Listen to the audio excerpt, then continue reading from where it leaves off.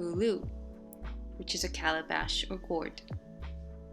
It was used in ancient Chinese proverbs to describe the holder of precious things. So who named it Hulu?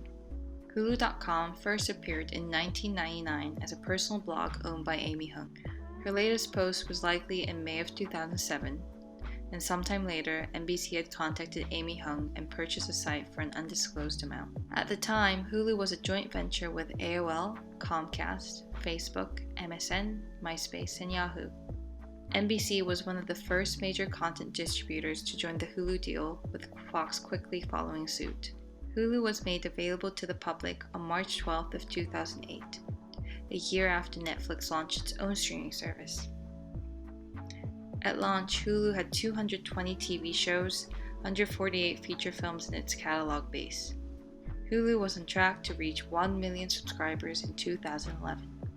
In order to become the successful company that it is today, Hulu had to make strategic and competitive partnerships to take on other streaming giants. On April 30th, 2009, the Walt Disney Company purchased a 27% stake in Hulu. On October 28th of 2011, Hulu signed a 5-year deal with the CW. This deal ultimately ended on September 18th of 2016 when the CW removed its content to start its own streaming portal. On September 18th of 2013, Hulu announced a multi-year deal with BBC that delivered 2,000 programs from 144 different shows in the first 12 months. On July 12th of 2015, Hulu began offering content from the premium cable network, Showtime. In May 2016, Hulu began offering live TV programming to its subscribers, including live sports, news, and events.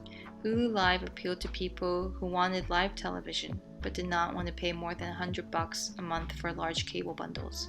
The program has 65 plus live channels, and the entire Hulu streaming library available on televisions or mobile devices, all for $54.99 a month. On January 4th of 2017, the streaming company signed a deal with CBS that gave them access to live broadcasts and network content. On top of that, Hulu began being recognized for their original content and made Emmy history by becoming the first digital platform to win a top series award with The Handmaid's Tale. On April 11th of 2018, Hulu and Spotify announced a streaming partnership that allows users to bundle the services for a discounted rate. On March 20th of 2019, Disney finalized the acquisition of 21st Century Fox, which owned a 30% stake in Hulu, resulting in 60% of ownership for Disney. One of the things that sets Hulu apart from other streaming services is its AVOD-SVOD hybrid model that allows viewers to choose from 2 types of subscriptions, with ads for $5.99 a month or without ads for $11.99 a month. Subscribers also have the option to add premium add-ons such as HBO Max and Showtime. In 2019, 70% of Hulu's total audiences paid for the ad-supported plans, suggesting that many of their subscribers value low prices over having no ads. By the beginning of February 2020, Hulu had reached a total of 30.4 million subscribers. Hulu hasn't grown as quickly under Disney as hoped. However, the ad-based revenue takes away some of the pressure on growing its customer base as quickly as Disney+. With 70% of Hulu subscribers utilizing its ad-supported model, Hulu's ad revenue reached $1.5 billion in 2019 and is on pace to surpass $2.7 billion by 2021. In June 2020, Hulu announced that they will be launching a direct response ad format for second screen experiences, which allows advertisers to use second screen technologies such as QR codes and push notifications to prompt viewers to respond to a call to action on their devices, possibly laying the grounds for an even bigger increase in ad revenue.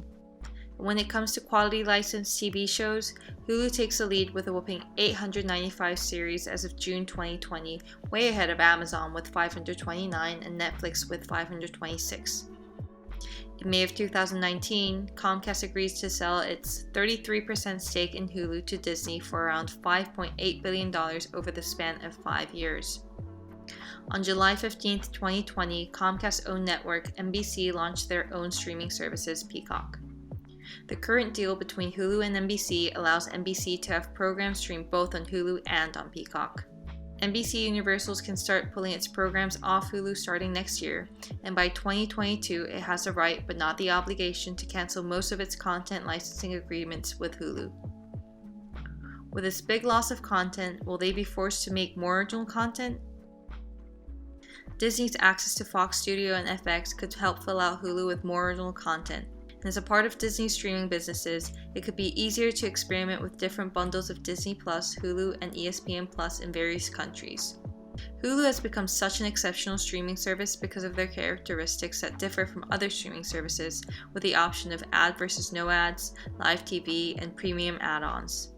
Now, for the first time in its 12-year history, Hulu has a single corporate parent, and Disney expects to grow Hulu into at least a $27.5 billion business by 2024.